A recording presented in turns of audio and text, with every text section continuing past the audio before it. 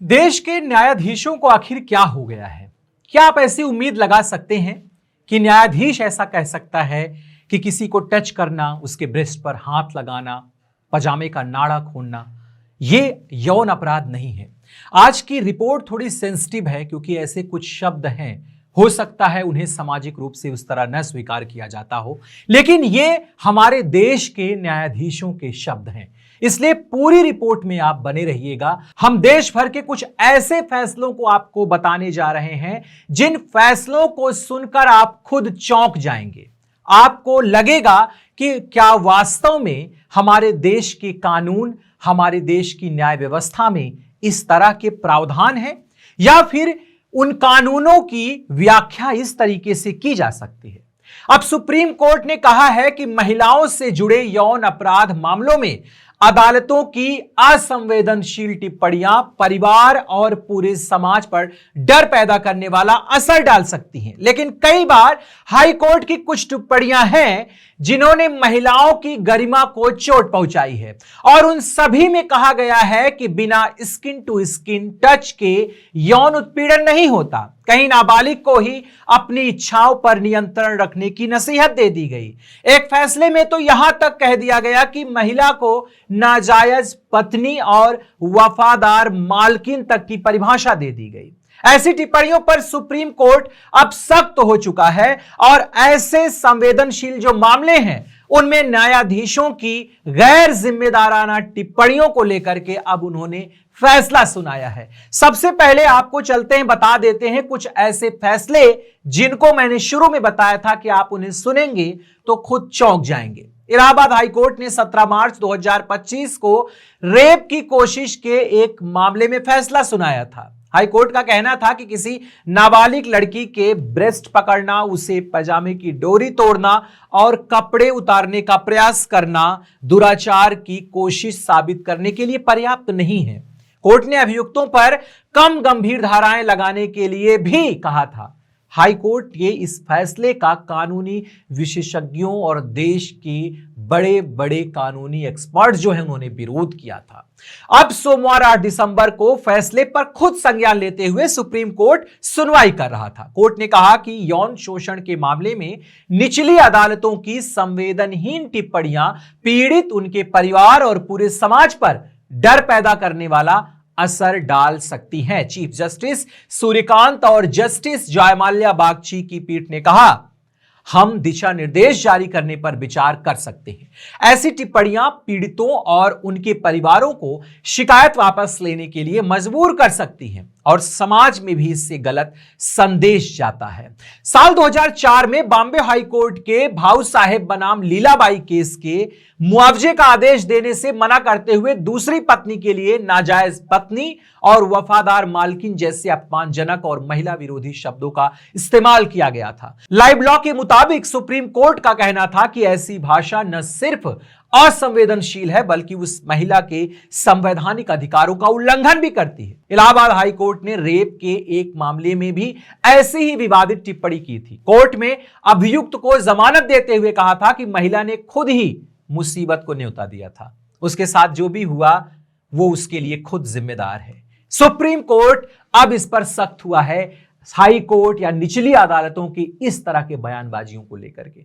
Supreme court के justice BR Gavai ने इस मामले को लेकर के, यानी कि जो इससे पहले मामला हमने इलाहाबाद का बताया, उसको लेकर के AG मसीह की बेंच, यानी गवई और AG मसीह की बेंच ने हाई कोर्ट के इस फैसले पर आपत्ति जताई थी और सतर्क रहने की नसीहत दी थी।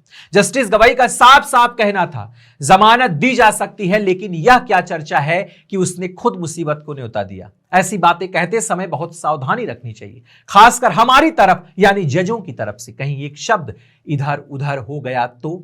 इलाहाबाद हाई कोर्ट के मामले की सुनवाई जस्टिस संजय कुमार कर रहे थे। उत्तर प्रदेश में MA की एक छात्रा ने अपने पुरुष मित्र पर दुराचार का आरोप लगाया था। यह मामला सितंबर 2024 का था। जस्टिस संजय कुमार ने इस मामले में अभियुक्त की याचिका पर सुनवाई करते हुए उसे जमानत दे दी गई थी। इसी तरह से नागपुर की एक केस आई थी जिसमें हाईकोर्ट का कहना था कि कपड़े उतारे और ब्रेस्ट के साथ छेड़छाड़ पॉक्सो अधिनियम के तहत यौन उत्पीड़न नहीं है। ऐसे कई मामले हैं, ऐसे कई फैसले हैं जिनको आप सुन भी चुके होंगे, तो वास्तव में आपको लग रहा होगा कि क्या हमारे देश की न्याय प्रणाली ऐसी है। नमस्कार, मैं हूं विवेक रंजन, आप देख रहे हैं द क्रेडिबल न्यूज। एक बार की बात है, 1979 में मथुरा नाम की एक आदिवासी लड़की पुलिस स्टेशन गई।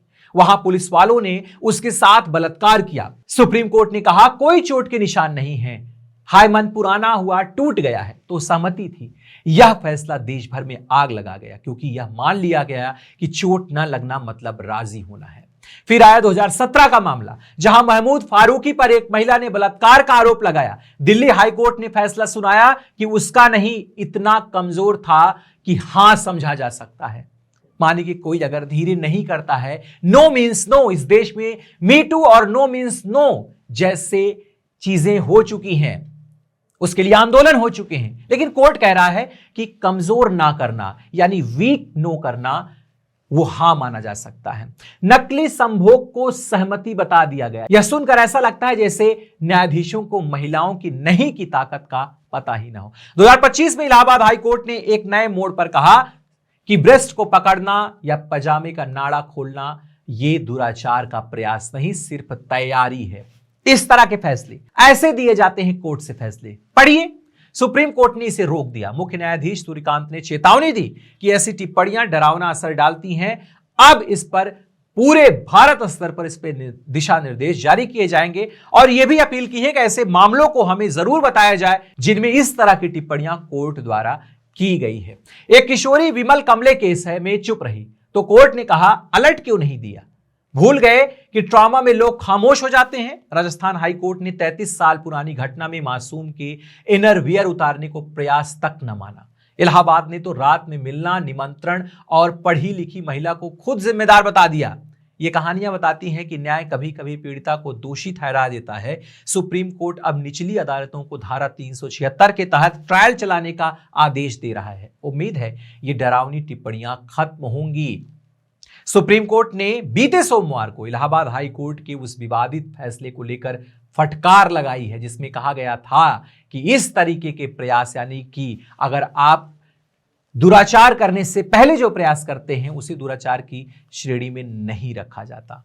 इलाहाबाद हाई कोर्ट का यह विवादित बयान जिसने दिमाग की तारों को उलझा दिया, अब सुप्रीम कोर्ट की कड़क फटकार के बाद भी अपनी गंभीरता को कोई कमी नहीं दिखाता। सोचा जाए तो यह फैसला कानूनी इतिहास का एक परम तुक्का है जिसमें दुष्कर्म की इकाई को वैसे ही तोला गया जैसे बाजार में सब्जी मंडी में कोई खरीदारी किए जा रही हो। इन सभी मामलों को पढ़कर लगता है कि जैसे अदालत ने महिलाओं की सुरक्षा को कुछ म्यूजियम का प्राचीन सामान समझ लिया हो।